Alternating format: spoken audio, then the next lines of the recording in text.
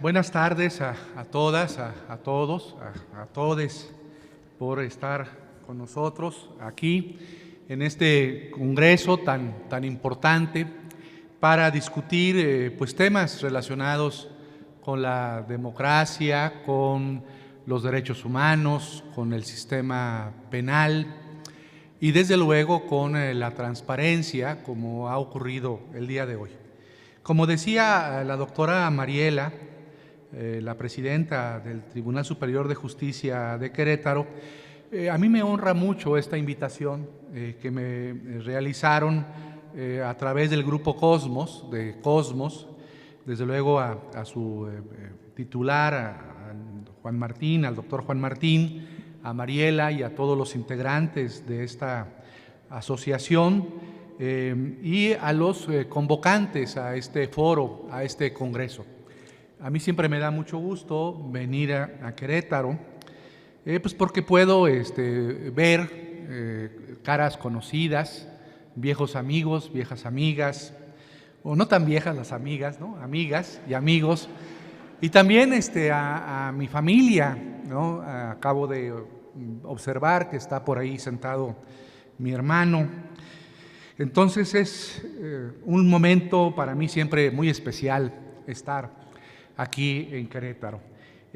Cuando me preguntaron cuál es el tema del que quería hablar, les voy a hablar de un tema relacionado con el derecho penal, creo que relacionado con el derecho penal, ya me dirán los penalistas si es relacionado o no con el derecho penal, y con la evolución del Estado. La charla tiene relación con el Estado constitucional. Ahora explicaré qué es eso del Estado, o trataré de explicar qué es eso del Estado constitucional y el derecho penal. Yo desde luego, como sabrán muchos de ustedes, no soy un penalista, soy un profesor de Derecho Constitucional, de Teoría del Derecho, de Filosofía del Derecho, pero sí tengo alguna simpatía como amateur por los estudios del derecho penal. A ver si las cosas que digo aquí en materia de derecho penal pues no molestan a nadie, no ofenden a nadie. Primero quiero decirles que lo que llamamos hoy el Estado, la organización llamada Estado, el Estado, como recordarán algunos de ustedes en sus materias de la licenciatura, es una organización, es una forma de organización política y jurídica. El Estado que hoy tenemos, el Estado-Nación, pues es una construcción relativamente reciente en la historia, ¿no? El Estado-Nación es una construcción no mayor a 5 siglos.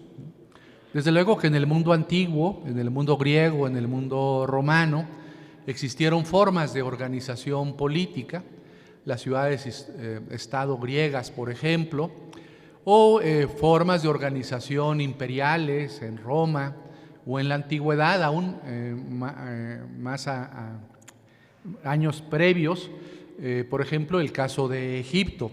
Pero la organización política y jurídica que aún hoy existe, a pesar de y esto lo comentaré, de los embates de la globalización, es el Estado-Nación. El planeta Tierra se divide en estados-nación y repito, esta es una construcción jurídica no dada, no es natural, es un artificio, es un invento del ser humano, es una construcción jurídica y política, tiene aproximadamente 5 siglos. Y en estos 5 siglos de existencia, el Estado-Nación ha tenido una evolución.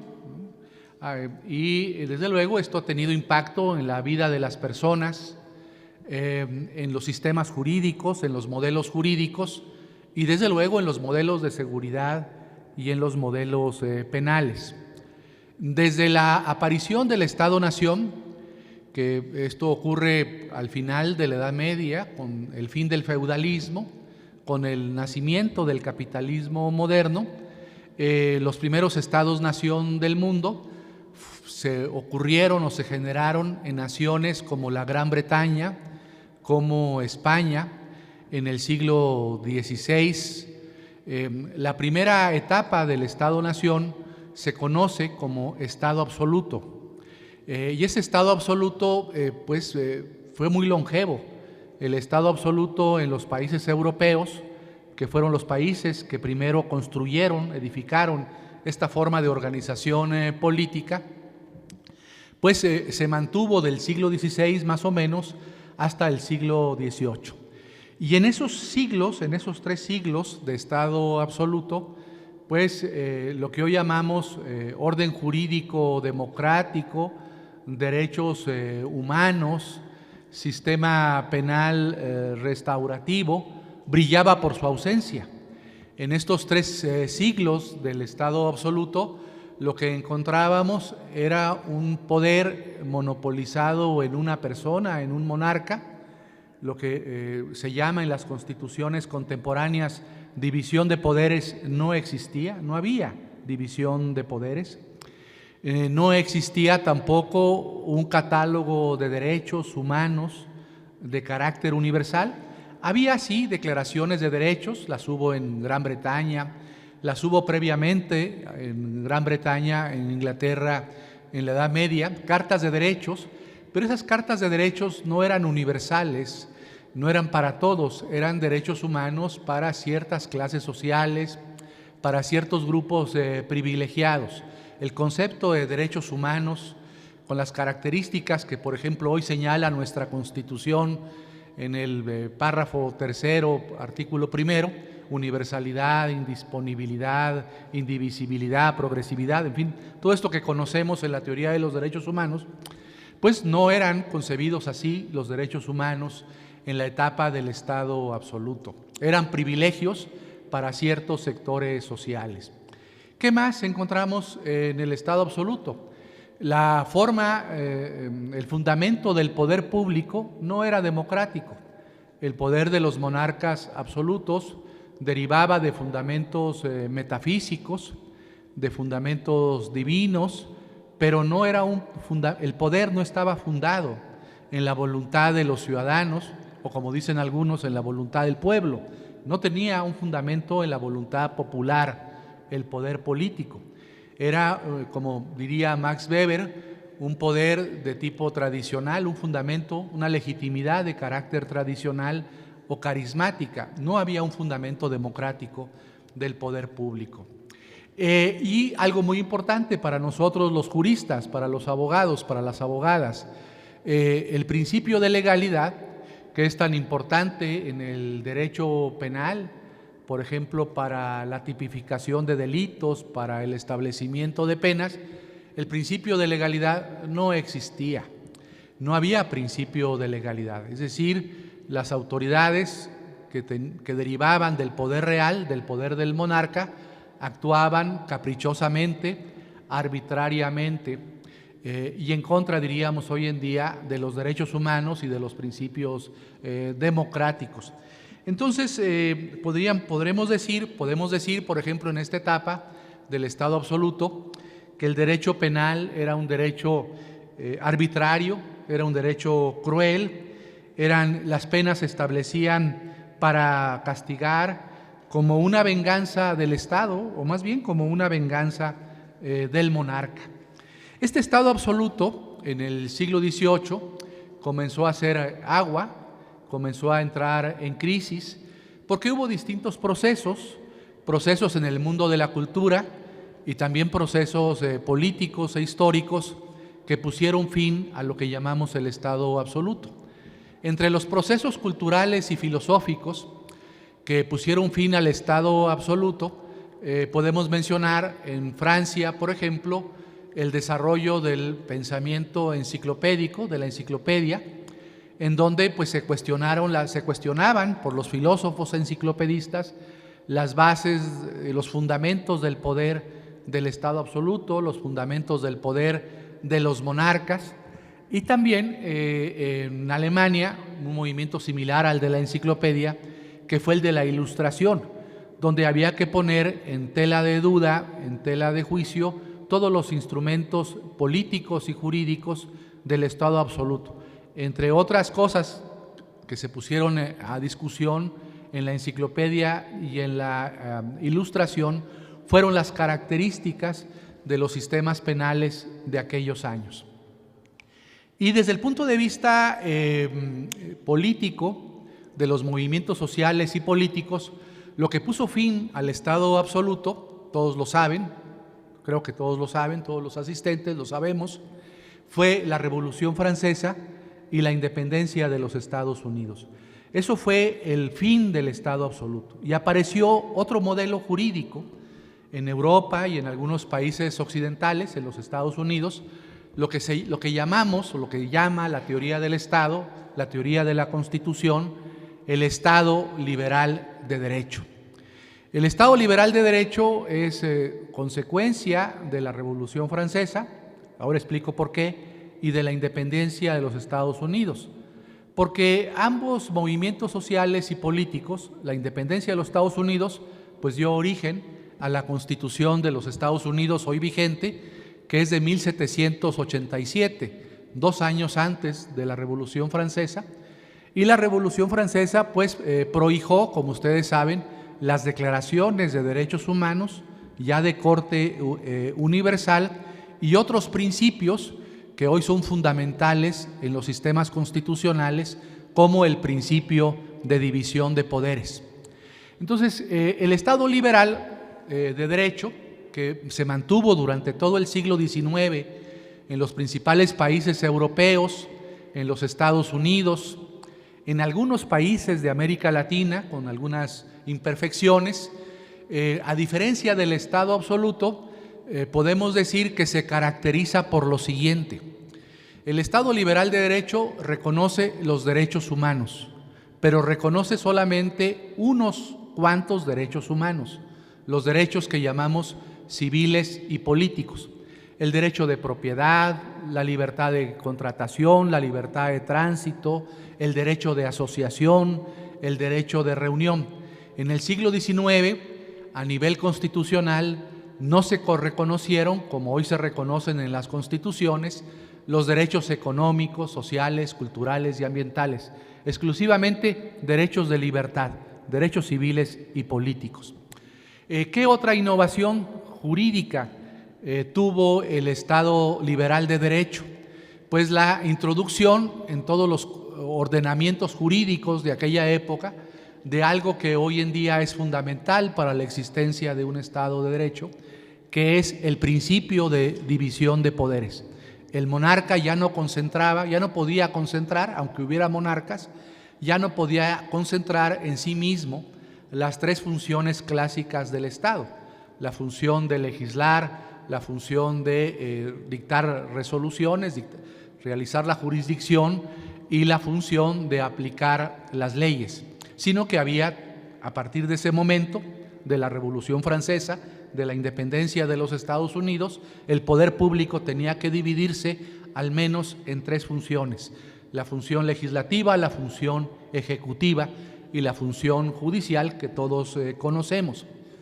Y otro elemento fundamental del Estado liberal de derecho, fíjense, y la razón por la que se hizo, fue la de haber establecido el principio de legalidad.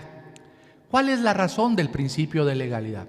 Este principio de legalidad que hemos heredado en México, que heredamos de la cultura jurídica francesa vía España, que dice que las autoridades solamente pueden hacer aquello que la ley les faculta, que señala, por ejemplo, que los tributos, las contribuciones fiscales, deben estar establecidas en ley, así como las sanciones en la materia, y que en materia penal señala que los delitos y las penas solamente pueden ser regulados en ley. Este principio de legalidad se incorporó a petición de la burguesía francesa, que hizo la revolución, como un instrumento para enfrentar la arbitrariedad del gobernante.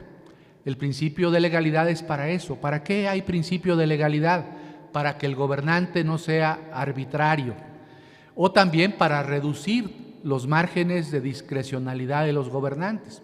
La autoridad solamente puede hacer aquello que la ley expresamente le faculte. Una persona solamente puede ser procesada por delitos tipificados en la ley penal y sancionado de acuerdo a las penas que establece la ley. Este fue un gran adelanto civilizatorio, el principio de legalidad, del Estado liberal de derecho. ¿Qué más encontramos en el Estado liberal de derecho? Bueno, en el Estado liberal de derecho encontramos también un cambio en la fundamentación del poder público. El poder, a partir del Estado liberal de derecho, tenía que fundarse en elementos democráticos, pero elementos democráticos en el siglo XIX bastante endebles. Ustedes saben, sobre todo las mujeres que aquí nos acompañan, que en el siglo XIX no votaban las mujeres y que el voto además estaba restringido. Existía lo que se llamaba el voto censitario. Eso existió aquí en México en el siglo XIX. El voto censitario, ¿qué implicaba? Solamente podían votar las personas que sabían leer y escribir y aquellos que tenían un ingreso mínimo anual. Las mujeres, desde luego, estaban excluidas de la vida pública, y esto constituyó en el siglo XIX, en el Estado liberal de derecho, una democracia, entre comillas, una democracia de notables se le llama, ¿no? Porque era una democracia para privilegiados, para las personas que sabían leer y escribir, que tenían un ingreso anual mínimo, excluidas las mujeres, pero eso fundamentaba algún tipo de legitimidad política diferente a la tradicional y carismática que existió en el Estado absoluto, ¿no? El Estado liberal de derecho pues sembró condiciones o características que hoy nos parecen obvias en la existencia de cualquier Estado, como las que he mencionado: división de poderes, derechos humanos, principio de legalidad, origen democrático del poder. Y en materia penal, ¿qué observamos en esos años del siglo XIX? Pues en materia penal aparecen las primeras escuelas del derecho penal que intentan darle cierta cientificidad al derecho penal, ¿no? Todos los penalistas seguramente que están aquí, las penalistas y los penalistas, recordarán a Lombroso, ¿no? Y sus intentos de darle cierta cientificidad. Ahora nos parece ridícula esa cientificidad al derecho penal, pero hubo un propósito, una intención de darle cientificidad al derecho penal, y otros autores como Carrara, etcétera, intentaron humanizar, ¿no? El derecho penal, ¿no? Que el derecho penal tuviese, pues las penas no fuesen simplemente una venganza del Estado, un acto represivo, sino que tuviesen un propósito de humanización de las personas que incurrían en esos delitos. ¿Qué pasó con el Estado liberal de derecho? ¿Por qué ya no lo tenemos? El Estado liberal de derecho fue muy exitoso, pero como cualquier construcción humana, pues pereció y entró en crisis. El Estado liberal de derecho, esto es muy interesante, es una lección que debemos aprender todos y todas. El Estado liberal de derecho, al propiciar, al garantizar, al reconocer solamente derechos civiles y políticos, derechos de libertad, generó sociedades profundamente desiguales.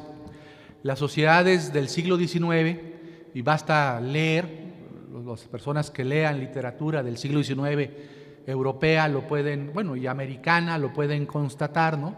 Basta leer a Dickens o a Víctor Hugo para darse cuenta de la descripción que hacen esos autores de las sociedades del siglo XIX. Eran sociedades donde había un grupo de privilegiados muy pequeño y enormes clases o grupos sociales sin acceso realmente a la libertad o a condiciones, llamaríamos hoy en día, de vida digna. Es decir, el Estado liberal de derecho, al decantarse exclusivamente por los derechos de libertad y no reconocer y no garantizar derechos sociales ni económicos, produjeron sociedades desiguales, profundamente desiguales. Y desde luego esa circunstancia de las sociedades desiguales pues tuvo consecuencias. ¿Qué consecuencias? Las consecuencias pues fueron fuertes, movilizaciones, revoluciones en Francia, la Comuna de París, por ejemplo, y distintos movimientos sociales que exigieron cambios en la sociedad. ¿Y qué cambios pidieron? Fíjense qué interesante. No pidieron inmediatamente el reconocimiento de los derechos económicos, sociales y culturales. Pidieron cambios democráticos. Dijeron, basta ya del voto censitario, del sufragio censitario. Requerimos que todos los hombres mayores de edad puedan votar. Y pusieron fin también a los llamados partidos de notables y exigieron que en los partidos políticos fuesen grandes agrupaciones sociales que pudieran integrar a trabajadores, a campesinos, a clases medias, etcétera, los llamados partidos de masas, como el Partido Socialdemócrata Alemán y el Partido Laborista en la Gran Bretaña. Entonces, a través de esos cambios políticos se puso fin al voto censitario. En México se puso, por ejemplo, fin al voto censitario hasta la presidencia de Madero, hasta la elección de Madero, de Francisco I. Madero. Todos los presidentes previos, incluyendo las presidencias de Porfirio Díaz, fueron por voto censitario, solamente unos cuantos podían votar. Cuando se estableció el voto universal en México fue hasta la elección de Francisco I. Madero. Entonces imagínense de lo que estamos hablando. Al abrirse el sistema político, a finales del siglo XIX, en los países europeos, en los Estados Unidos, establecerse el voto universal para los hombres, pues las cosas cambiaron. Y hubo, a finales del siglo XIX, en algunos países europeos, como en Alemania o en la Gran Bretaña, legislación de carácter social, ¿no? A favor, por ejemplo, de los niños, para que tuviesen acceso a la alimentación o a la educación, cierta legislación de carácter social, pero no reconocida a nivel constitucional. El cambio de siglo, el paso del siglo XIX al siglo XX, implicó la transformación del modelo del Estado. Y en el siglo XX, con la Constitución Mexicana del 17 y otras constituciones en el mundo, como la Constitución de Weimar de 1919, produjeron otro tipo de Estado, otro modelo de Estado, con otras características jurídicas. Lo que llamamos el modelo que se llama Estado social y democrático de derecho. Algunos le llaman a ese modelo Estado del bienestar, otros le llaman, bueno, en su nombre en inglés, welfare state, ¿no? ¿Qué es el Estado del bienestar, el Estado social? Pues reconoce o toma en cuenta las características del modelo del Estado liberal, es decir, reconocer el principio de división de poderes, reconocer el principio de legalidad, pero en el catálogo de derechos humanos se incrementa o se reconocen más derechos humanos. Se reconoce, por ejemplo, los derechos económicos, sociales, culturales, ambientales, el derecho a la salud, el derecho a la educación, los derechos humanos a la seguridad social, a la alimentación, a la vivienda, en fin, entre otros derechos económicos, sociales y culturales. Y hay un cambio también muy importante en el Estado social y democrático de derecho, que es la ampliación del modelo democrático. En el siglo XX es cuando en muchos países del mundo, incluyendo México, bueno, México hasta 1953, se reconoce el derecho de voto a favor de la mujer, 1953.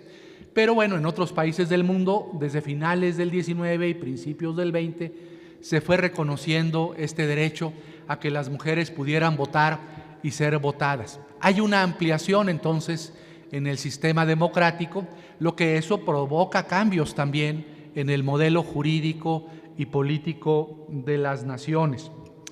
Desde el punto de vista penal, bueno, en estos años, en el sistema penal, como sabe cualquier penalista que esté aquí presente, sabe que en estos años, a finales del siglo XIX, principios del XX, concluye esa escuela que se conoce como causalista, ¿no?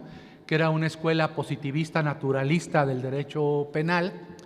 Surgen las escuelas neocausalistas y las escuelas normativistas del derecho penal, y al final del periodo del Estado del bienestar, pues podemos observar cómo se va construyendo las principales ideas, por ejemplo, en torno al finalismo.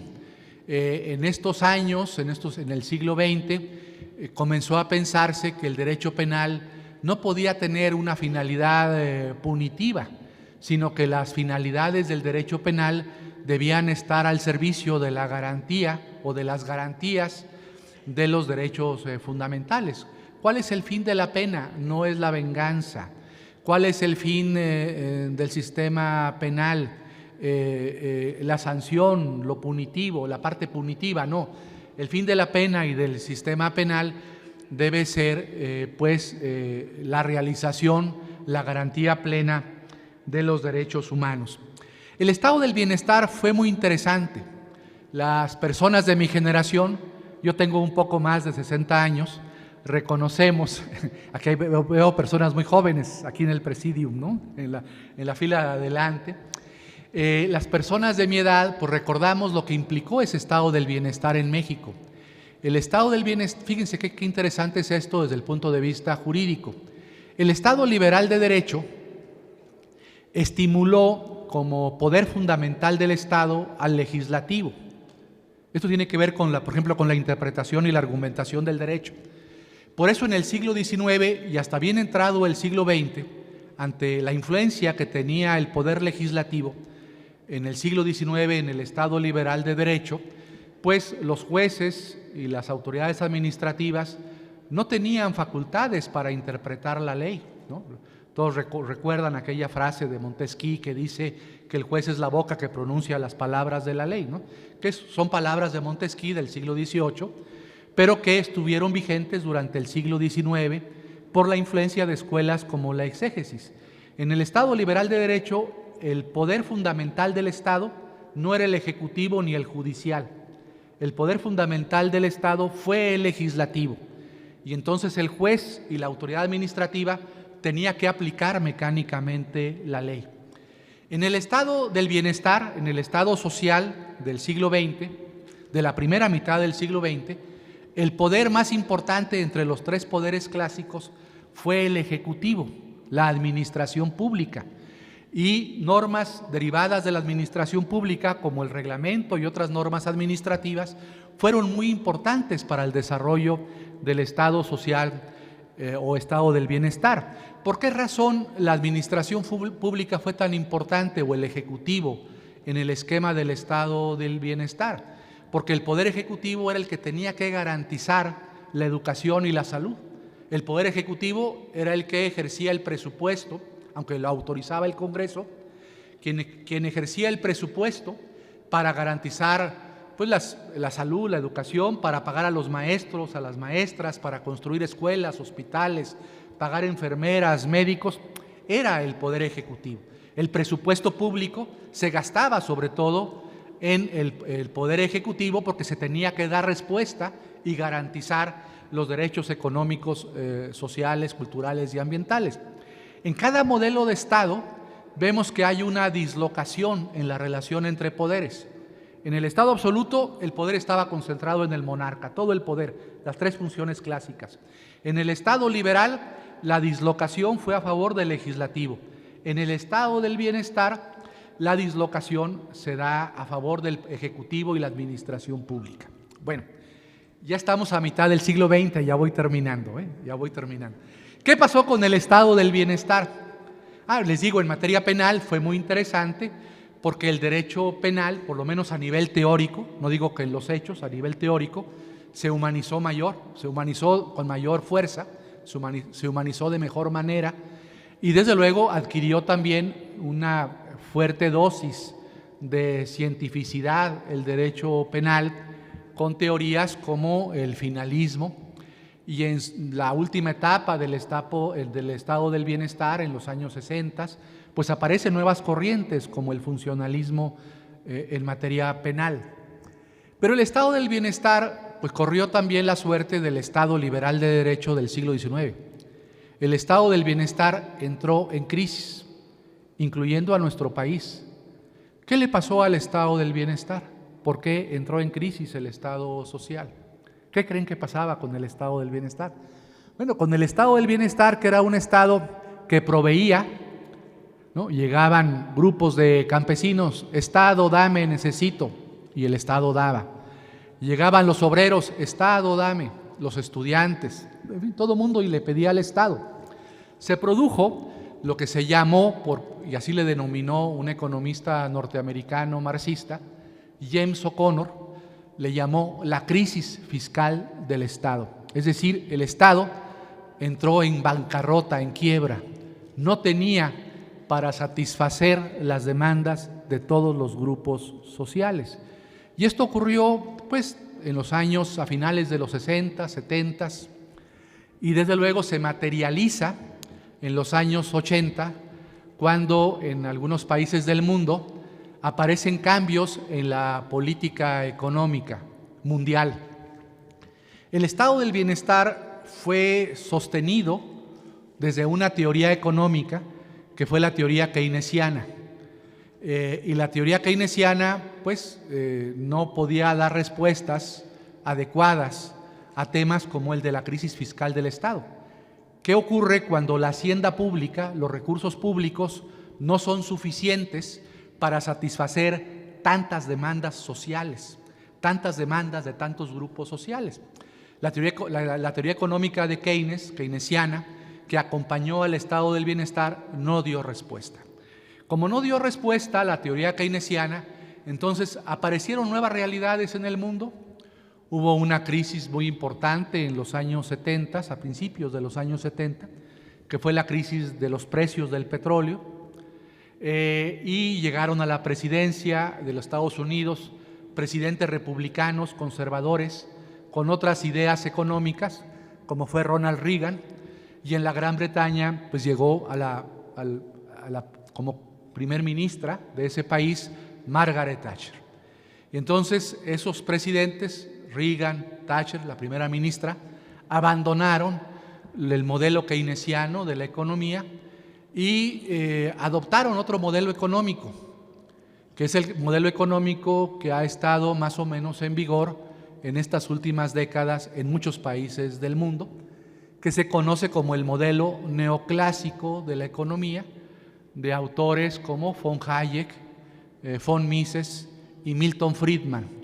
Este modelo económico neoclásico de la economía, ahora les voy a decir cómo se le conoce popularmente, se le conoce popularmente como neoliberalismo, pues es el que ha estado dominando y ha tenido un gran impacto en el mundo, no solamente en la esfera o en el ámbito económico, sino ha tenido un impacto en el ámbito político y también en las estructuras jurídicas, en los modelos jurídicos que hoy están vigentes en México y en otros países del mundo. Y desde luego el ordenamiento jurídico penal no es ajeno a este cambio del modelo económico vigente en los países.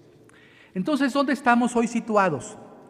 Hoy estamos situados en una disyuntiva. No sé cuántos de ustedes sean profesoras o profesores de Derecho, pero por ejemplo yo que lo soy, supongo que muchos de ustedes son profesoras y profesores de Derecho, o fueron muy buenos estudiantes de Derecho en la licenciatura o en sus maestrías o en sus doctorados. Sabrán que la discusión, por ejemplo, a nivel constitucional es cuál es el modelo de Estado que tenemos. Por ejemplo, yo les enseño a mis alumnos, no sé los profesores Atienza si les hablaron de esto, o el profesor Tito Onofre el día de ayer les hablaron de esto. Pues yo, por ejemplo, en clase, yo doy una materia que se llama argumentación jurídica. En clase, pues me baso en lo que se llama el modelo del Estado constitucional y democrático de derecho. Todos los políticos en México, bueno, salvo el señor presidente, pero muchos políticos en México hablan del modelo del Estado constitucional y democrático de derecho. Ese modelo es un modelo que tiene fundamentos teóricos, ahora los vamos a revisar, está pues en tensión con otro modelo en donde otro grupo de juristas minoritarios de las teorías críticas dicen, pues mira, está muy bien tu modelo del Estado constitucional y democrático de derecho, pero en la realidad no tenemos un modelo del Estado constitucional y democrático de derecho. Tenemos otro tipo de Estado, ¿no? Algunos le llaman el Estado, por ejemplo, en materia de seguridad y penal, el Estado policíaco militar, ¿no? El presidente de la República le llama el modelo de Estado neoliberal. En fin, cada quien le da nombres distintos a ese modelo, porque desde su punto de vista, el Estado constitucional, el modelo del Estado constitucional y democrático de derecho, aunque es una brillante construcción de juristas, por ejemplo, italianos como Luigi Ferrajoli, Gustavo Zagrebelsky, en España pues hay distintos grandes juristas, ¿no? Atienza, que estuvo ayer aquí, es uno de ellos. En Argentina, ¿no? Otros grandes profesores de derecho que postulan este modelo del Estado constitucional y democrático de derecho, por ejemplo, don Zaffaroni, ¿no? Penalista muy importante argentino, o en los Estados Unidos, en el mundo anglosajón, de autores como Ronald Dworkin, que dicen, bueno, hay un Estado de modelo del Estado constitucional y democrático de derecho. ¿Qué es este modelo? Esto es lo que aprendemos hoy en día en las escuelas de derecho, en las facultades de derecho de todo el país.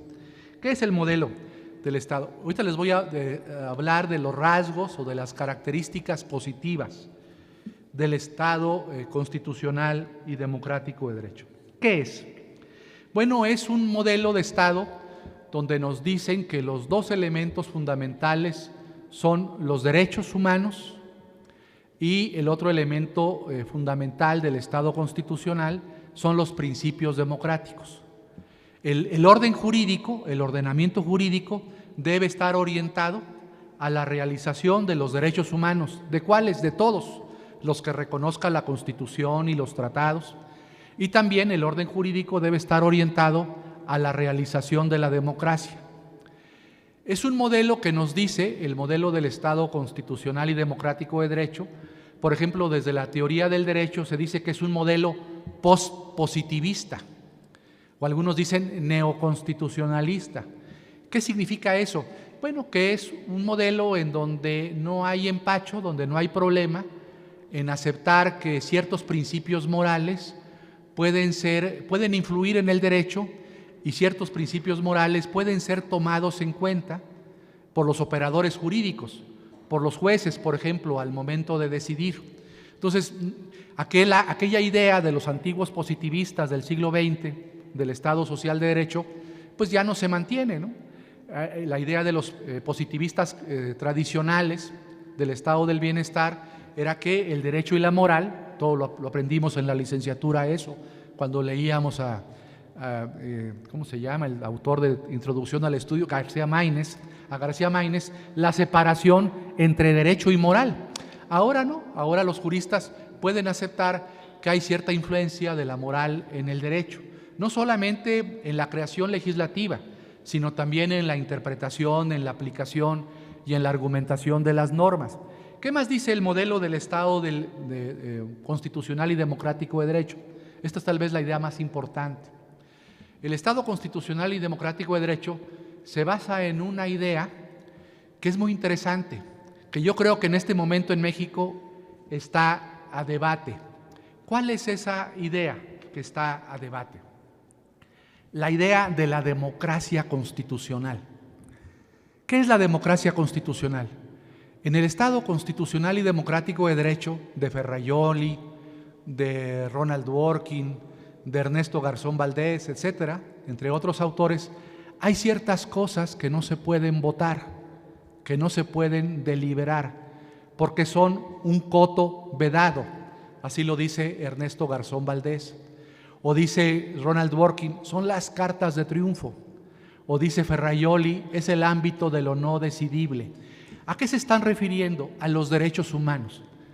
O sea, fíjense qué interesante, ¿no? Porque la democracia previa al Estado constitucional y democrático de derecho, aunque era una democracia muy imperfecta, por ejemplo la del Estado social, la del Estado del bienestar, ahora la democracia nos dice, sí, puedes votar lo que quieras, nombra a tus diputados, senadores, presidentes, gobernadores, alcaldes, puedes tomar muchas decisiones por mayoría, por la regla de la mayoría, pero en materia de derechos humanos, como dice un eslogan de estos días en México, eso no se toca. Eso es el coto vedado, eso no lo puedes tocar. Tú no puedes someter a votación los derechos humanos que están en un tratado, en la Constitución. Tú no puedes decidir o adoptar políticas regresivas en contra de los derechos humanos. Es el coto vedado. Fíjense qué interesante es esta idea. Quiere decir que todo se puede votar, pero que el coto vedado, el coto de los derechos humanos, está fuera de la disposición de los ciudadanos. Eso no lo podemos tocar. Es algo sagrado, es como un dogma cuasi religioso, o diría yo religioso casi, ¿no? Puedes votar todo, puedes discutir todo, puedes deliberar todo, pero en materia de derechos humanos eso no lo puedes tocar. Bueno, ese es un tema muy importante del Estado constitucional y democrático de derecho, este concepto de democracia constitucional. Y yo creo que hoy en día ese es un concepto que está a debate y a fuerte debate en nuestra sociedad. Porque pues la mayoría de nosotros, de mi generación y los más jóvenes a mi generación, pues fuimos educados teóricamente en las bases del Estado constitucional y democrático de derecho, en la idea de democracia constitucional pues defendemos la idea. No sé si alguno de ustedes, me gustaría conocerlo o conocerla, que me diga, no, profesor, o no, Jaime, o profesor, ¿no? Me considero profesor, o no, Jaime, los derechos humanos sí se pueden votar. Usted está diciendo una barbaridad. ¿Por qué no los vamos a votar? ¿Por qué no los vamos a deliberar? Seguramente habrá alguien aquí que me diga que sí se pueden votar, pero la mayoría, la gran mayoría de los asistentes me va a decir, ¿cómo usted dice? O usted llega a sugerir que se puedan votar o deliberar los derechos humanos. Bueno, yo creo que este es el debate que hay hoy en el país. Lo que ocurre es que nuestras élites gobernantes tal vez no logran todavía, pero lo van a hacer, articular el discurso, articular la narrativa. ¿Cómo yo veo al país? Desde el punto de vista jurídico, no voy a hacer análisis político, jurídicamente. Pues lo veo dividido también, lo veo dividido y bien dividido, porque por un lado están los que dicen hay un coto vedado, no se puede tocar. Y hay otros que no se atreven a decirlo, pero que lo piensan, que lo están pensando y que dicen, ¿por qué no vamos a someter a votación y a deliberación los derechos humanos? Y creo que lo que estamos viendo en México en este tiempo, pues nos habla de ello. Porque además esos que critican el coto vedado de los derechos, dices que no se pueden votar y que no se pueden deliberar los derechos humanos. Pero a ver, yo decía que en cada tipo de Estado, en el modelo del Estado liberal, el poder más importante fue el legislativo, en el Estado social, el ejecutivo, y en el Estado constitucional, ¿quién es la autoridad más importante? Aquí está Mariela, me lo dice, el juez, el juez constitucional, que es el garante de la Constitución y de los derechos humanos. Es el sujeto fundamental del Estado constitucional y democrático de derecho. Fíjense qué interesante también.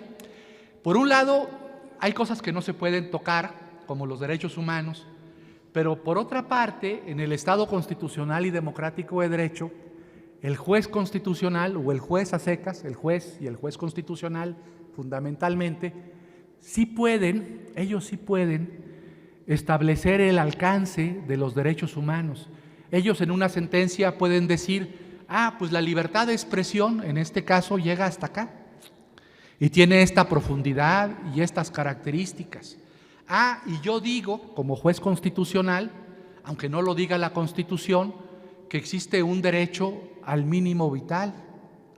O yo digo, aunque no lo diga la Constitución, que puede reconocerse un derecho a la renta básica o cualquier derecho que ustedes quieran, ¿no? Entonces, los enemigos de esa idea del Estado constitucional y democrático de derecho dicen, ¿y por qué un juez constitucional sí va a establecer cuál es el límite, el alcance y la profundidad de los derechos? ¿Y por qué los demás no podemos? ¿Por qué el legislador democrático no puede? ¿Por qué el ejecutivo no puede? ¿Por qué los ciudadanos no podemos?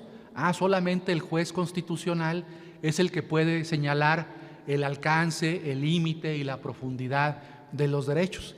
¿Y quién es ese juez constitucional? Bueno, eso se comentaba en la mesa anterior o en las mesas anteriores. ¿Quién lo elige? ¿De dónde viene? ¿Qué legitimidad democrática tiene? ¿De dónde salió el juez constitucional que me va a decir hasta dónde llega el derecho a la alimentación, el derecho al agua, el derecho a la vivienda, ¿no? Fíjense, una vez le pregunté a mis alumnos de la UNAM, y a ver, ¿cómo tú te imaginas el artículo 4 de la Constitución? Todos lo recuerdan, dice que todos tenemos derecho, esto es un ejemplo, ¿no? Voy a tratar de hacer algo de broma, a ver si me sale la broma, del derecho a la vivienda, ¿no? Dice que los mexicanos tenemos derecho a una vivienda digna, así dice el artículo 4. Entonces yo les pregunté a mis alumnos, ¿y ustedes qué creen que es la vivienda digna? ¿Qué es la vivienda digna? ¿No? ¿Tú cómo te imaginas la vivienda digna? ¿Será una vivienda de 40 metros cuadrados una vivienda digna? ¿Una vivienda con piso de tierra será vivienda digna? ¿Una vivienda que no tenga acceso al agua, a la electricidad o al drenaje será vivienda digna? Entonces uno de ellos, o una de ellas, no me acuerdo, me contestó, una vivienda digna es como una casa de las lomas de 2,000 metros cuadrados. Eso es para mí una vivienda digna. Entonces, ¿pero quién establece lo que es la vivienda digna en México? ¿O quién puede establecerlo? El Tribunal Constitucional, el que dice qué es vivienda digna y qué no es vivienda digna, qué es acceso al agua en términos equitativos y qué no es. Y esa autoridad, pues es una autoridad que no tiene legitimidad democrática de origen, que fue designada a través de manera derivada, a través de mecanismos representativos, pero derivados, no directos, ¿no? Como establecen las leyes y la Constitución. Entonces, este es el problema del Estado constitucional. Y a los legisladores no les gusta. No crean que no les gusta solamente en México, no les gusta en el mundo. ¿Por qué un tribunal constitucional le va a decir a un legislador, tu ley es inválida, te la invalido, es nula, porque es contraria a la Constitución y a los tratados, y te voy a decir además, después de decirte que es nula, cómo debes legislar? Oye, ¿quién te votó a ti? ¿Por qué me lo estás diciendo? Yo creo, por esto que estoy dejando ver implícitamente, les decía yo que es el debate de nuestro tiempo, pues en las próximas semanas veremos esta polémica de una manera más fuerte y más acalorada en el país. Cuando los tribunales de México, seguramente así ocurrirá, declaren la invalidez del llamado, por ejemplo, Plan B, ¿cuál va a ser la reacción del otro lado? Van a decir, acatamos la sentencia, seguramente van a decir que acatan la sentencia y que actúan conforme a derecho. ¿Pero qué van a decir? Además, van a decir que los tribunales se han convertido en terceras cámaras legislativas con poderes de veto y que no tienen legitimidad democrática para oponerse a las autoridades democráticas electas. Esto es lo que van a decir. Entonces va a ser muy interesante. Claro, a nivel jurídico pues ya está la sentencia, ¿no? Ya va a haber cosa juzgada, ya no va a haber manera de discutirlo. Pero en el ámbito político y en el ámbito teórico, este debate va a ser cada vez más importante. Entonces tenemos el llamado Estado constitucional. Pero en México, ¿tendremos realmente un Estado constitucional y democrático de derecho o no? Yo tengo mis dudas sobre este Estado constitucional y democrático de derecho, porque para que exista, creo yo, un Estado constitucional y democrático de derecho, se requieren algunos presupuestos que en México no existen. En las mesas que estuve escuchando previas a esta charla que me toca dar, pues oí de algunas cosas interesantes. Yo creo que, por ejemplo, un presupuesto social, institucional, para que haya Estado constitucional y democrático de derecho, es que exista en la sociedad paz pública, orden público. Y en México sabemos, esto tiene que ver mucho con el tema del seminario, que hay territorios, que hay municipios, que hay estados de la República donde no hay paz pública, donde no hay orden, donde no hay seguridad.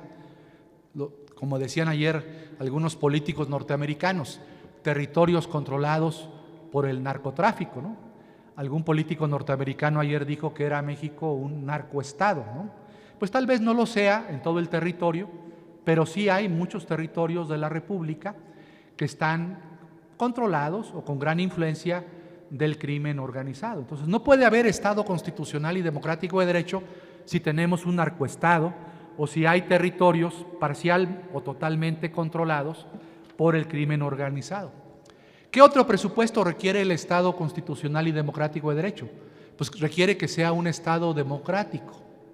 Bueno, y esto implicaría evaluar la calidad de los procesos democráticos en nuestro país. Somos una sociedad, un país plenamente democrático. Muchos de ustedes me dirán que sí, que somos casi o muy aproximadamente un país de carácter democrático.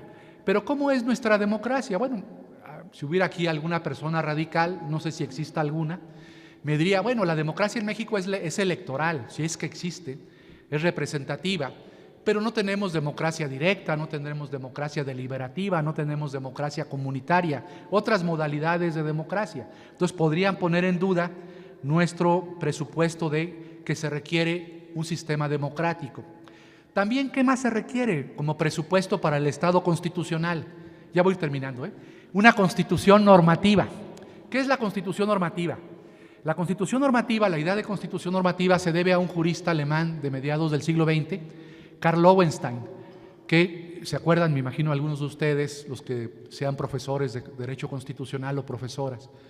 Lowenstein clasificó las constituciones en tres. Dijo, hay constituciones nominales. Las nominales son las de papel, las que tienen una letra y dice, pues se garantiza el derecho a la educación, aunque en ese país no haya una sola escuela pública, ¿no? Entonces, por ejemplo, Somalia, ¿no? Tiene una constitución nominal, porque seguramente su constitución reconoce el derecho a la educación, pero son tan pobres y tan divididos, tan desorganizados, que seguramente en Somalia, igual estoy equivocado y si haya universidad, pero seguramente en ese país no habrá muchas escuelas públicas o muchos hospitales públicos. Entonces, ¿cómo se va a garantizar el derecho a la salud o a la educación en Somalia? Esas constituciones de papel se llaman constituciones nominales, que existen en muchos países del mundo, en los más pobres, en los más subdesarrollados. Hay después otro nivel un poco superior que se llama constitución semántica. La constitución semántica es una constitución que más o menos se cumple en los hechos. Vamos a decir de manera ligera, tal vez superficial, que en la constitución semántica se cumple el 50, el 60% de la constitución, el 40%, ¿no? Pero ¿por qué se llama semántica? Porque hay un grupo de poder político, económico, religioso, que manipula la constitución a su favor. En Irán, hablando de Irán, no de México, de Irán, la constitución ¿cómo es manipulada? Ustedes saben que en Irán gobiernan ayatolas, jerarcas religiosos. Esa constitución seguramente en Irán hay educación pública, hay salud, se respetan ciertos derechos, se cumple parcialmente la constitución, hay elecciones, pero esa constitución es manipulada desde la ideología de los líderes religiosos, de los ayatolas. Esa es la constitución semántica. ¿Y cuál es la constitución que debe ser propia de un Estado constitucional y democrático de derecho? Lo que llamó Lowenstein la constitución normativa. La constitución normativa es aquella en donde el texto de la constitución se realiza en los hechos, casi al 100%, al 90%, al 85%. Seguramente muy pocos países del mundo tienen ese privilegio, ¿no? En los países nórdicos, en algunos países europeos, no sé, tal vez en Nueva Zelanda, en algún país así, pueda cumplirse la constitución casi al 100%. Esos son los países con constitución normativa. Entonces, un presupuesto del Estado constitucional y democrático de derecho es que haya constitución normativa, que la constitución se cumpla, los tratados, las normas, que no exista desobediencia al derecho, que las normas jurídicas rijan realmente nuestras vidas. En México, la Constitución, el ordenamiento jurídico, los tratados rigen realmente nuestras vidas? Bueno, y el otro presupuesto del Estado constitucional y democrático de derecho tiene que ver con el modelo económico. El modelo económico vigente en una sociedad debe ser un modelo económico que propicie, sí, la libertad empresarial, la libertad de contratación, pero que también el modelo económico permita generar condiciones de igualdad. En sociedades profundamente desiguales es muy difícil que el Estado constitucional y democrático de derecho sea una realidad. Bueno, entonces, para ir terminando, ¿qué tenemos en México? ¿Qué nos debe preocupar? ¿Por qué los críticos, bueno, me asumo como crítico del Estado constitucional y democrático de derecho en este momento, bueno, ya me he asumido en otros momentos, pero en este momento otra vez, en este momento me asumo como crítico del Estado constitucional y democrático de derecho? ¿Qué tenemos? Pues tenemos muchos elementos que nos preocupan, sobre todo en el ámbito penal. Tenemos, por un lado, no voy a decir nada nuevo, todos lo saben, lo único que hice fue sistematizar mis opiniones. Tenemos, por una parte, un Estado que parece policíaco militar. ¿Quién tiene la seguridad pública federal del país? La Guardia Nacional. ¿Y la Guardia Nacional qué es? ¿Un cuerpo civil? Es un cuerpo militar, dirigido por militares.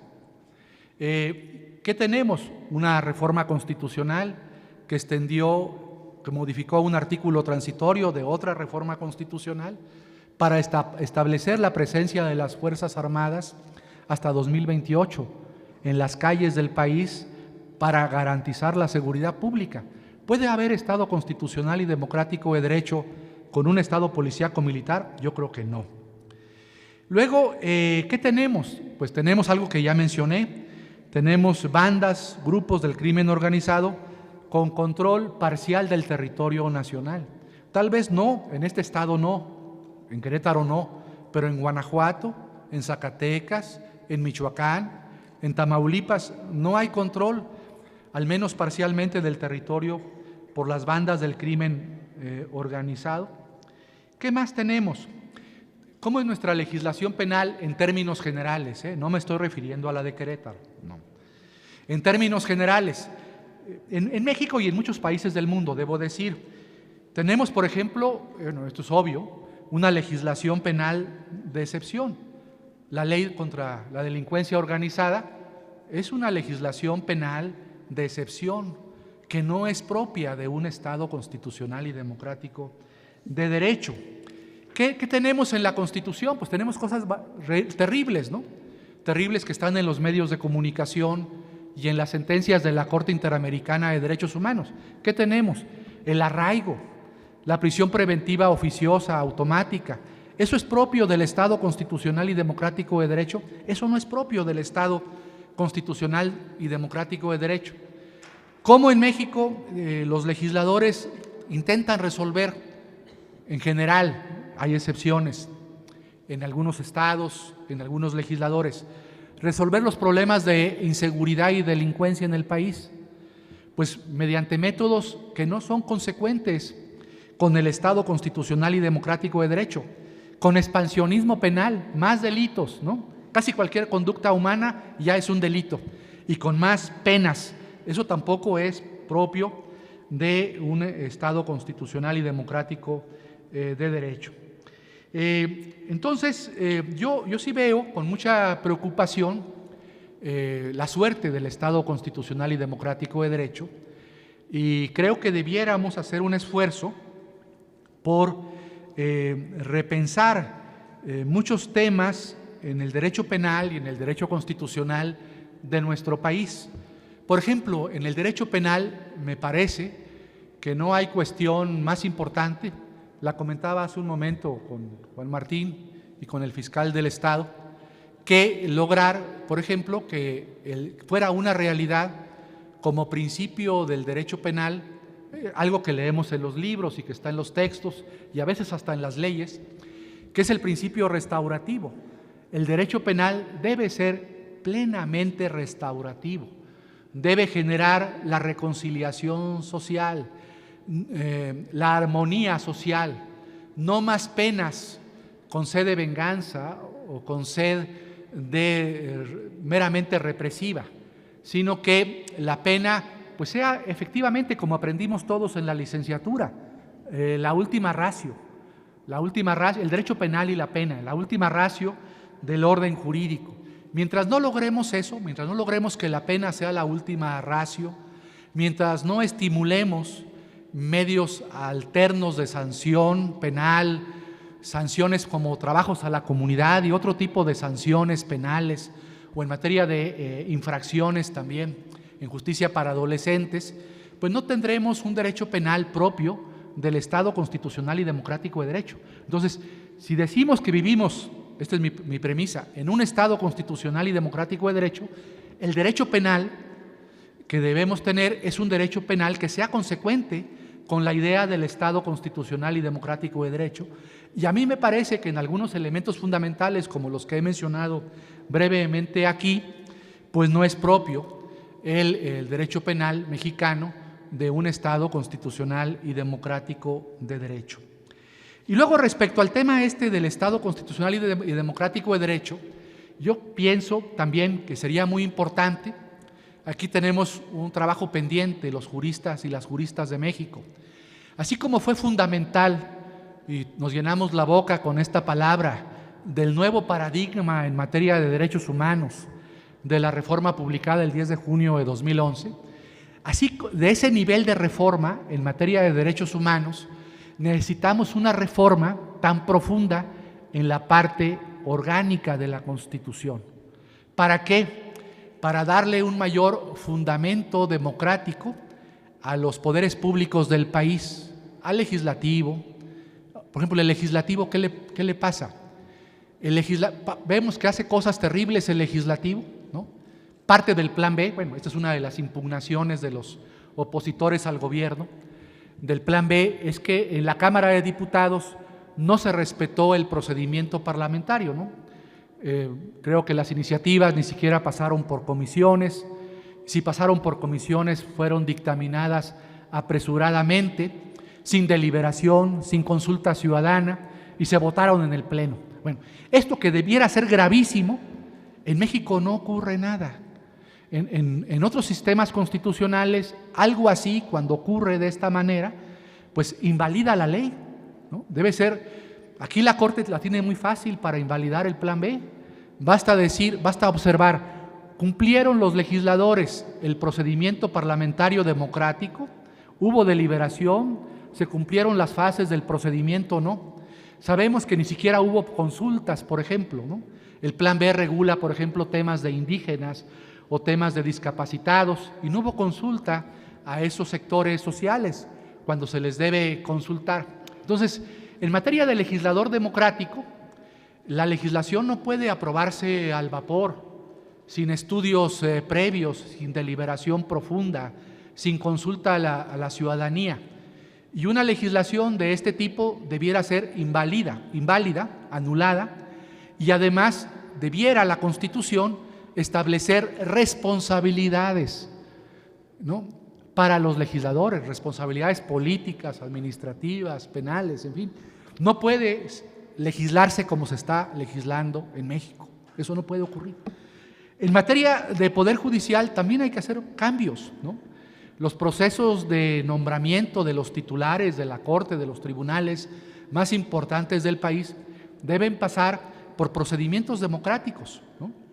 Por procedimientos democráticos. No estoy diciendo que se elijan por el pueblo, ojo, pero por procedimiento, podría ser, tampoco rechazo, sino que lo discutamos, que se delibere, pero por procedimientos más democráticos de consulta, de deliberación social sobre a quienes se nombra y a quienes no se nombra.